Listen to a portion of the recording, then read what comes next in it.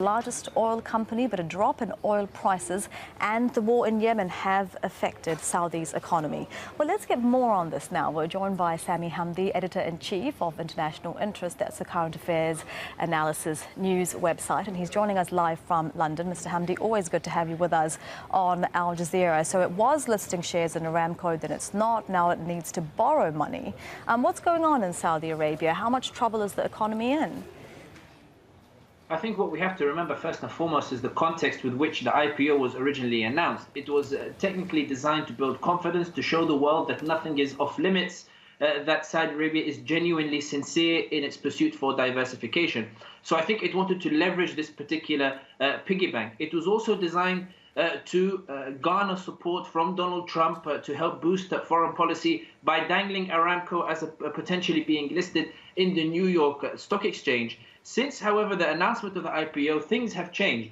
One, the oil prices have started to go back up as opposed to being low as they were before. But also, Saudi Arabia finds that Donald Trump is having more and more domestic troubles and that their foreign policy that they built around him is now under threat. In other words, it doesn't want to give up a stake in its state secrets, a stake in its biggest cash cow to anybody. It wants to be able to navigate the difficulties that it faces. Let's remember that in Pakistan, they've lost an ally in Nawaz Sharif and Imran Khan has become prime minister. They've lost an ally in Najib Razak in Malaysia. Now they have Mahathir Mohamad, who is revamping this particular foreign policy.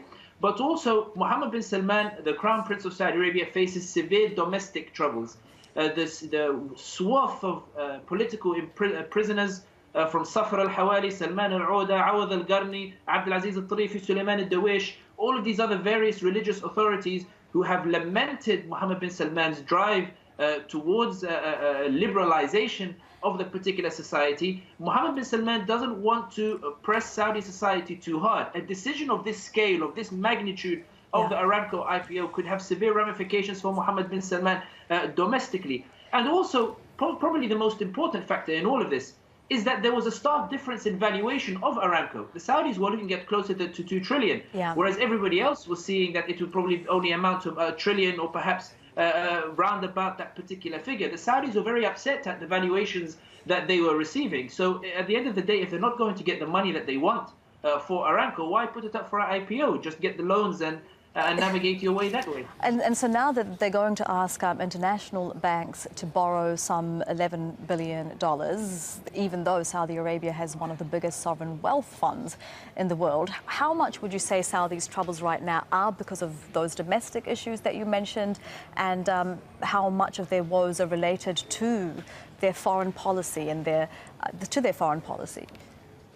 I think what is difficult to ascertain is whether the Saudis were ever really genuine in listing Aramco in New York or in Singapore or anywhere really, and whether this was mainly a PR stunt in order to encourage investment. The reality is that with Trump wavering in the US, Saudi Arabia is unsure what the future looks like, because a Democrat president or an Obama-esque president will probably be pro-Qatar, anti-blockade. He'll probably be anti-Saudi foreign policy and request reforms in Saudi Arabia without giving anything in exchange. I think this is the key issue with regards to Aramco. Saudi doesn't feel it got enough in exchange. There's still severe scrutiny on issues such as Yemen. There's still severe scrutiny on its domestic issues, on the imprisonments that it feels is necessary in order to force through those reforms. And it also feels that international allies are not committed to the reforms in Saudi Arabia. And the proof is that for them is Canada, which is unable to turn a blind eye to what Saudi Arabia sees as necessary measures in order to keep society in check if it's going to push through these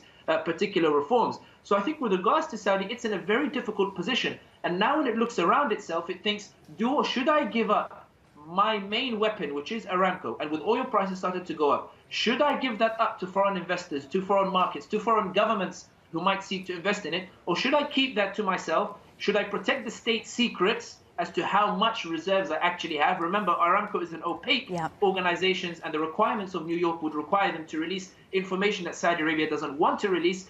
Do I really want to give this up? I think Mohammed bin Salman now is in a situation whereby he is seeking to adapt his foreign policy, but he doesn't know how to do it. All right, and Mr. I think Hamdi, the delay in Aramco IPO is part of this drive. Mr. Hamdi, we thank you as always for your time and your expertise. Unfortunately, we have run out of time. That is Sami Hamdi joining us live from London. Thank you. Now, Turkey's foreign minister is warning that a